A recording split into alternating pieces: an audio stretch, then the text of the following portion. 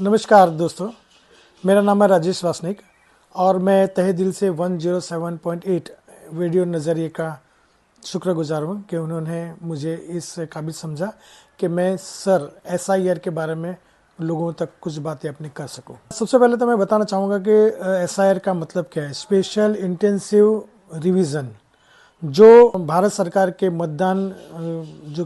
Chief commissioner of India है उनकी ओर से हर साल, ये कई सालों में एक बार किया जाता है। जैसे लास्ट टाइम 2002 में हमारे गुजरात में हुआ था, उसी तरह का 2025 में ये सर करने का प्रावधान चल रहा है।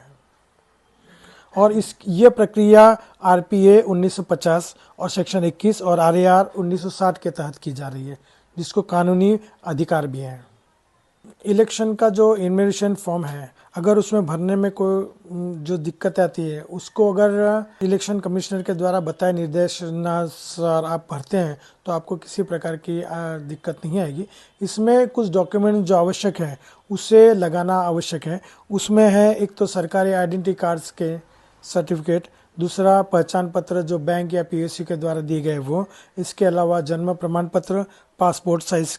पासपोर्ट आपका, और मैट्रिक या उच्च क्वालिफिकेशन के सर्टिफिकेट, मार्कशीट या आपका स्थायी निवास प्रमाण पत्र, ये सब चीज़ें आपको लगाना है। इसके अलावा आपको वन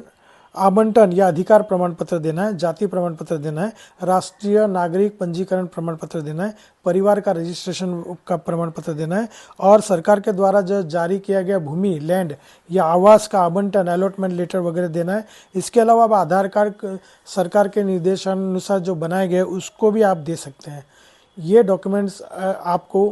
उसके बाद देने हैं। अगर आपके पास ये डॉक्यूमेंट नहीं है लेकिन आपके माता पिता के डॉक्यूमेंट्स है या फिर उनके जो नंबर है वो लिंक कर देते हैं आप, हो सकता है तो आप डीएमओ को ये भरकर आप दे सकते हैं और उसको अपना पूर्ण काम उस लिस्ट में डालने का प्रक्रिया शुरू करवा सकते हैं।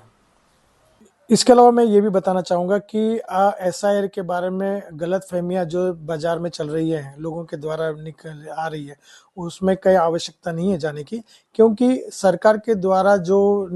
टाइम टू टाइम बताया जाता है या उनके द्वारा जो कैंप लगाए जाते हैं उसके द्वारा, या तो फिर बीएलओ के द्वारा जो जानकारी थी वही सही रूप से लागू होती है और उसे ही माना जाना चाहिए। अगर आपको इस फॉर्म को भरने में कोई दिक्कत आती है तो आप बीएलओ, बूथ लेवल ऑफिसर को संपर्क कर सकते हैं, या तो इसके अलावा डीएम को भी आप बात कर सकते हैं, चीफ इलेक्शन कमिश्नर के